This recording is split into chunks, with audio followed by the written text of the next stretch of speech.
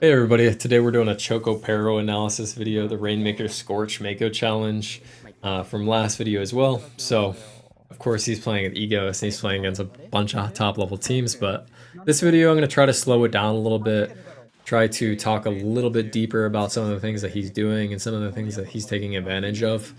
And also, the last two games are going to be some really top level games against the team that won the monthly challenge. This game is against Neat Spa, Hitokuchi, and two other players. They have a pretty interesting comp with the Wellstring, 2 AoE, and a Dapple, so they're very short range focused. But that also means that Pro is going to be very dominant in a position where he can abuse his range. So he aggressively trades, jumps in, and finds a couple kills here, and then is just going to be looking to get on the high ground as quickly as possible with Lobster basically clearing everything and the Rainmaker clearing everything as well. This is an absolutely phenomenal position for Chocopero because the enemies have very little range. He has full height and vision of everything on this side of the map, and he also has his crab that if he needs it, he can AoE the corners. So you're basically going to see him abuse this position to the max where he's just crabbing and killing everything, and absolutely nothing can freely move. They have very little paint on their guns, which I think is why the enemy comp is a little bit weak. The bucket and the dapple and the wellstring can kind of paint, but the S-Blast is left very much alone. So at this point in the game, with 3 down on the enemies and 2 down on Chocopero's team, he's basically just going to have to give jumps. If you give jumps to your positioning right now as Chocopero, the push continues essentially, and that basically allows them to be in a good position to KO because this Wellstring is going to respawn and keep that Rainmaker inflated and possibly pop and make it really difficult for the for Egoist to basically pop and instantly KO. So they have to get these kills. And the enemy team gets a good reset, and the game is still going on. Great dart kill again. I think Chocopero's in a great position to hold the snipe again and at least funnel the enemies to the right, but he does get a little bit too aggressive there and gets shot in the side by the S-Blast. But I think realistically, what he's done is fine, and his teammates are doing a great job. The enemies have very little ability to regain map control, but they do have a decent ability to stall the rain. So you have to kill the enemies. Once the Rainmaker is at 1 point, you're essentially required to just kill the enemies and wipe them and force them into a very uncomfortable position where you can grab the Rainmaker instantly, because it's very difficult, especially against good players, just to slam dunk the Rainmaker on the pedestal at the very end. So you have to kill them, you have to put pressure on them in order to find that timing where you can actually KO. So Egoist is just going to go for the kills, try to AoE the Wellstring at the bottom so the Wellstring can't just keep inflating it. And they're just finding those kills, get a Booyah right in their spawn, and do get the KO. The next 2 games I'm going to show you are going to be a lot more difficult for Egoist. They're against the team that actually won the challenge. And those are really, really top level games, so I hope you enjoy those ones as well. Alright, so this game is Egoist against the team that won the challenge. You're going to see why the enemy team won the challenge, because they have a great comp and they really understand how to play Rainmaker.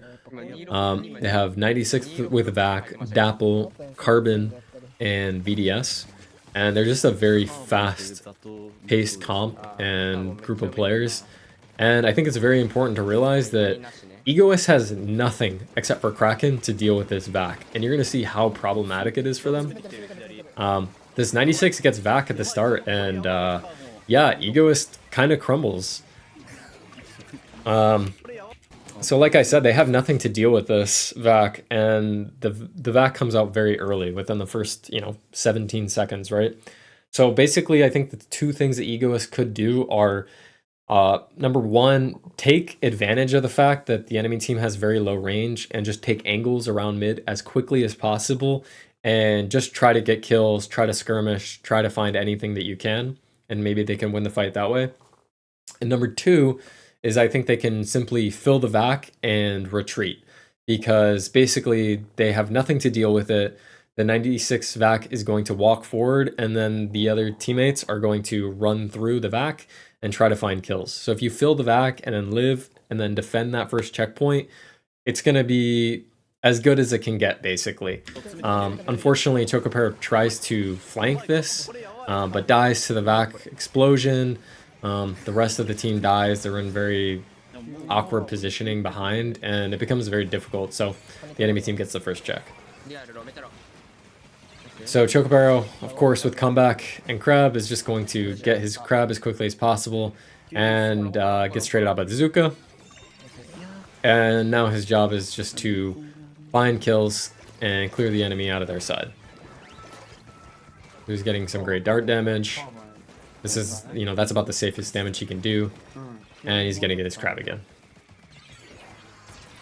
If he were to just run in and fight, it would be a huge mistake if he died. So even though he's dying in these moments, he is finding damage, is holding pressure, and his teammates can then clear out this space with the use of this crab that he already, you know, used. However, the 96 is going to get back again, and they're going to get a pretty good push here to 21. So, yeah, that's unfortunate. But Chocopero does a great job of cleaning this up. So, he's cleaning up all these kills. He thinks he's going to kill that guy, or that his teammate will.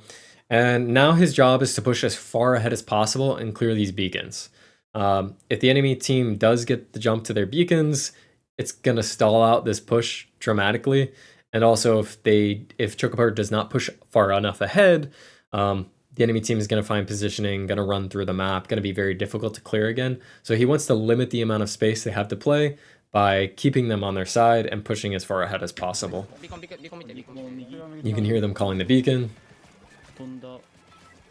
And basically he finds them right before they're able to come out, which is great. And Egoist cleans them up, and now they get the first check. So at this point of the game, the enemy team has cooler, and your job as Chocopero is just to find picks. The enemy team is probably going to stagger their deaths, meaning die at different times. They're going to respawn very quickly because they're cooler. They're going to be running out very quickly and together, most likely. And Egoist's job is just to kill them and hold them in this area. Unfortunately, Chocopero, you know, drops to the low ground on his crab, but the Zuka comes out at just the exact same time, so maybe that keeps him alive. And he trades the VDS with Cooler, which is fine. His teammates are holding this. They still have the Rainmaker. Everything's good. Great kill on the Dapple. And they just have to hold this positioning. Just have to wait the back out. Nothing else you can do. However, the VDS gets out. Chocopero isn't really watching, and this VDS actually gets an insane amount of value for the push. I can't even really see from his perspective when he gets out. Maybe a little bit earlier, actually. But basically, the easiest way to explain why this is getting value is because, one, he trades Melon and has QR. So he's finding value there. He's going to respawn earlier. And number two, he's forcing Chocopero to turn his back to the enemies and kind of stalling out this push. You know, he's really stalling his life. He's living for a long time. He's trading. And the VDS pretty much single-handedly makes all of Egoist back up to this area, tries to get the rain, but it's too late. They've already traded out, and it's just an insane amount of value. It was a great play by the VDS. And now Chocopero gets hit by the Wavebreaker. They have to, you know, go back, and pretty much they full reset to neutral. They have a little bit more control, though, than neutral, which is great. So he's AoEing the back, which is great. Somehow finds 2 kills. Must have been damage from Lobster or something. And now they're cleaning up more kills, which is wonderful. So this 96 also makes a hero play. He's the last one alive in this situation, although the other guys, you know, are respawning right now. and he hits Chocopero once, forcing him to, hide, play low ground. And Chocopero kind of makes a little bit of a mistake here by going all the way around. I think that he has just enough time, realistically. This is very hindsight oriented, by the way, just to play under the ledge and prevent the 96 from running out to his teammates. And he kind of goes for this flank, but this pedestal is here in this mode, and the 96 is just kind of free roaming, kind of running around, and then he gets killed from the back because he isn't, far back enough or to shoot the carbon before he comes under the ledge. And yeah, it's tough. So the 96 makes a hero play, and they get another reset. And then this player also kind of makes it's the Dapple kind of makes a hero play and ends up trading Chocopero. And the reason this play has such high value is because Chocopero loses his crab. So now he's going to jump back in. He's in a good position. He's exactly where he wants to be. Everything is pretty much the exact same. The only difference is he doesn't have crab. If he were standing right here and crabbing right as the Rainmaker comes through, he's very likely going to find a lot of damage and possibly some kills. And yeah, that's just exactly what you need. It's very important. And unfortunately, he runs through trying to force these kills because they don't have vac. They need the kills. And he ends up dying. Just being a little bit too hasty. Lobster dies as well.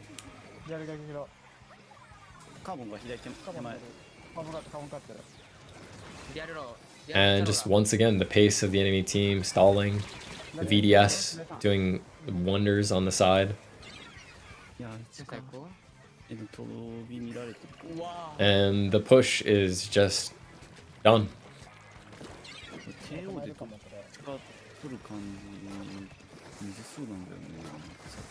So it's very likely the enemy team is pretty much just going to stall as long as possible. Egos doesn't have a charger or anything. But once again, this VDS. So Chocopero drops, right? And this VDS is stalling and playing an off angle. And then this 96 cleans up both Lobstar and Chocopero. And Melon. So he pretty much just gets a triple kill to stall. And then the Rainmaker kills Negora, because Negora kind of has to force based on the time. Realistically, he could probably just hold his side, but he's just getting a little bit desperate because the game is in a very dire state.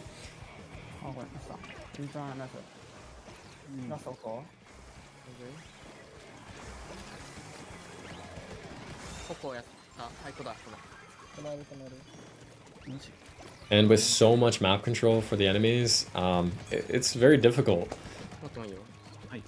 It's very difficult to, get these kills, clear the enemy out, and make sure the Rainmaker doesn't die. Another great bomb. And yeah, you can just see how fast-paced the enemy team is. And if you make even the slightest mistake by dying before you get your crab, or rushing an engagement, or not watching a teammate, like a teammate's side as they're trying to push, this team punishes them. So you're going to see every little mistake really does add up, because it was very consistent. These pushes died to something very quick by the enemy team. So well played to them. Honestly, Ego has still played pretty well. It was just, I think they are comp gapped and, couldn't find the kills that they absolutely needed to, but were finding, 90% of the kills that they needed to. So, yeah, tough game. So this is the last game I'm going to show you. It's the same team that won the challenge. Everyone has the exact same comps, but from the last game you could see how difficult it is for Egos to do anything. Their comp is a lot slower. They have Edit, Pro, S-Blast, and a Kraken shot, which is like, an interesting pick. I think it's a Rainmaker specific pick, just to deal with the vac maybe, or stall the Rainmaker, or go into the enemy base. But it's pretty much 3-shooter blaster, which is a little bit suboptimal and a little bit slow compared to, a VDS, a Dapple, the utility of the vac, and then the carbon. As you can see, the carbon is just finding insane value if it's not found instantly. So back to Chocopero. Basically, he's just on full defense duty. You don't want the enemy team to find a vac push here. Great double kill by somebody there. And the vac doesn't really find any value. You can see they're trying to fight out of this corner, but Chocopero is just going to shoot them, dart them, slowly clear them. He's going to crab for the overall damage over top mid. I don't really think this is a necessary crab, but, you know, I think it's okay. He, you know, controls the middle of the map, and that's what, you know, like, pretty much finds these kills because the enemy team kind of rolls in a little bit preemptively, and tries to take mid when they lost it, but it was a bit of a mistake by them. So this is where you're going to score your points. They've gotten the first check. However, Lobster dies very early, and Chocopero is finding some great kills here. He really just needs to give jumps, maintain pressure. Unfortunately, the vac comes out. But he has crab in a second here, and I think it's very crucial that he gets a good crab. Unfortunately, Melon dies in his Kraken, but I think this is a really key moment because you can see Melon right before he gets his invincibility from the Kraken. Chocopero and Negora end up being in a 2v4, and Chocopero has crab here. I think it's crucial that he crabs here and maintains the high ground and gives jumps to his teammate, because Lobster will be respawning very shortly, and Negora holds his right side. And that way he's basically full crab shooting the left, the middle, making it very difficult to reset and making it impossible basically for the enemy team to regain control without using Zuka if they have it soon, or they already used Vac, or the VDS somehow hitting some crazy shots, because the enemy team doesn't have a lot of range, and this high ground crab should get a lot of value. But he doesn't use his crab, and then he kind of gives up this control. The Rainmaker ends up dropping to the left, and he finds a nice dart kill, but then kind of wastes his crab, which is a little bit sad, truthfully. Because now he doesn't have crab for this portion of the game again, where if he's crab AoEing, doing a lot of damage, Lobster might find some kills, they might find some extra points. Basically, they're just looking for picks in order to run the Rainmaker a bit deeper, and they don't have Vac or anything, so they just need to do it through raw killing. And Chocopero mispositions, finds himself turning his back to the enemy and dying, and this push kind of fizzles out, which is unfortunate for them. But they have a good lead. It's just, it's up to basically stalling this first checkpoint for as long as possible, I think. The checkpoint is the win condition, because, you know, as soon as the enemy team does get the checkpoint, it becomes a very dangerous game. If you wipe and the enemy team has Vac, you just lose. You will just lose. This is a great position from Chocopero. He has full vision of everything. He outranges pretty much everything on the enemy team, and he's just holding this, darting, painting. It's just great fundamental play, great positioning, and great aim. But now you're going to see this push is unstoppable because Egoist doesn't have anything to deal with the Vac. And now the game is just scary, honestly. There's still 2 minutes left. It's just up to Egoist to maintain pressure, keep the Rainmaker on the enemy side, and find kills. And they're doing that. They're doing a great job at that.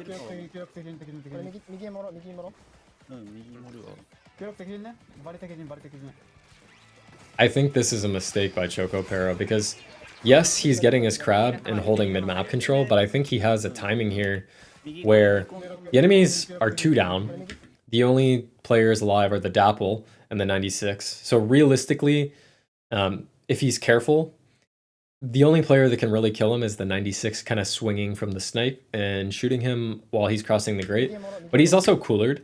Chocopero also has insane accuracy and can fight him, you know, using jump shots or whatever. I think that he should take this opportunity while the enemies are 2 down to just cross, clear the snipe, pressure another push, because that's really how you're going to win, is by keeping the Rainmaker on the enemy side and finding kills while the enemies are 2 down, because you're in a 4v2.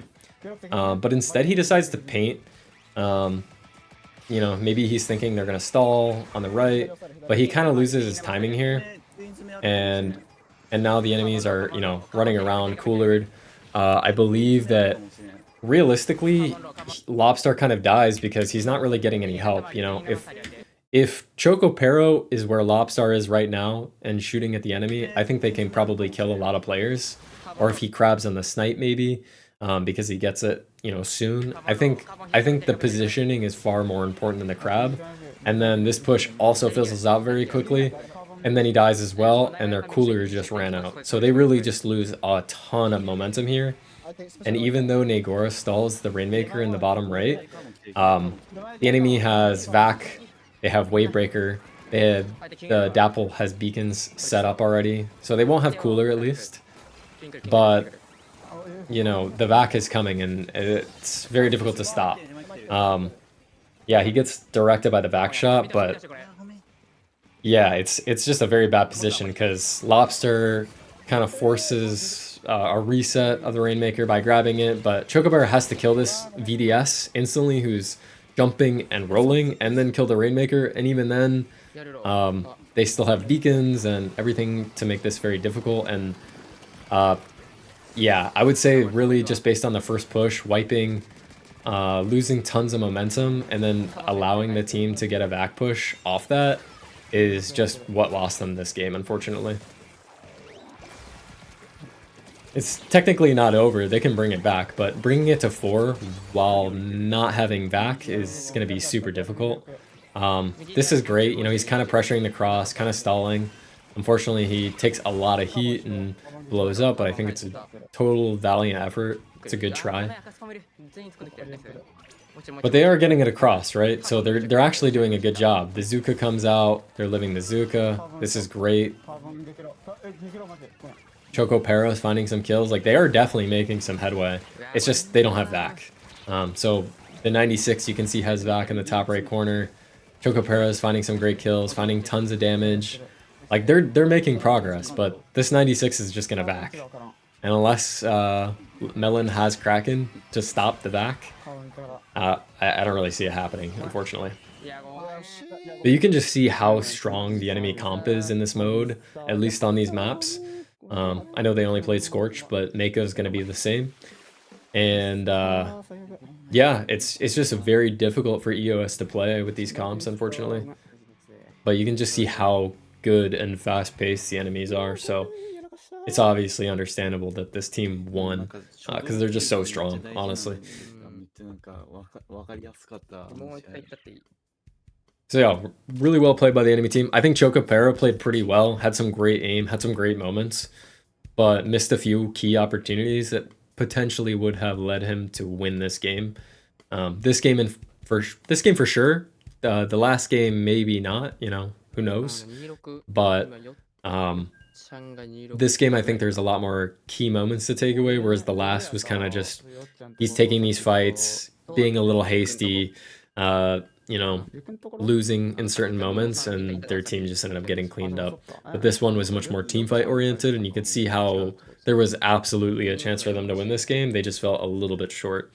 But yeah, hopefully you enjoyed. Let me know if you enjoy the slightly deeper analysis, and I'll try to post the next challenge. Thanks.